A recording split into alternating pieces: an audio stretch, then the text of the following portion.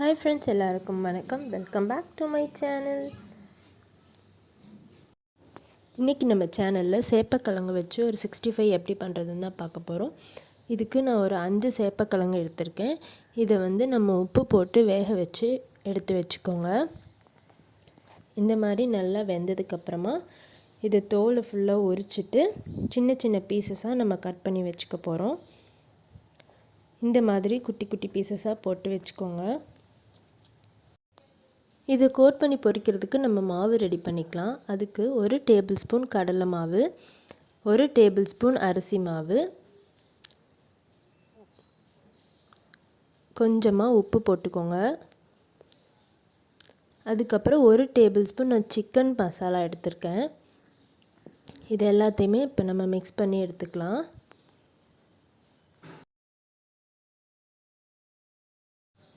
இப்போ நம்ம மிக்ஸ் பண்ணி வச்சுருக்கிறதுல நம்ம கட் பண்ணி வச்சுருக்க சேப்பக்கிழங்கு எல்லாத்தையுமே ஆட் பண்ணி இந்த பொடி எல்லா பக்கமும் படுற மாதிரி நல்லா கிழங்குல பரட்டி எடுத்துக்கோங்க.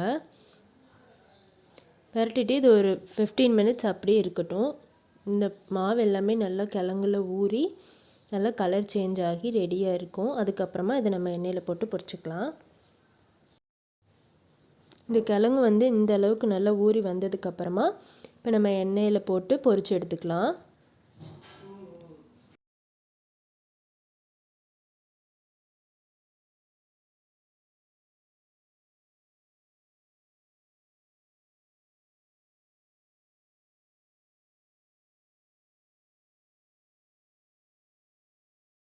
இந்த மாதிரி கோல்டன் ப்ரௌன் ஆனதுக்கப்புறமா இதை நம்ம பிளேட்டுக்கு மாற்றிக்கலாம். அவ்வளோதான், சேப்பக்கிழங்கு 65 ரெடி.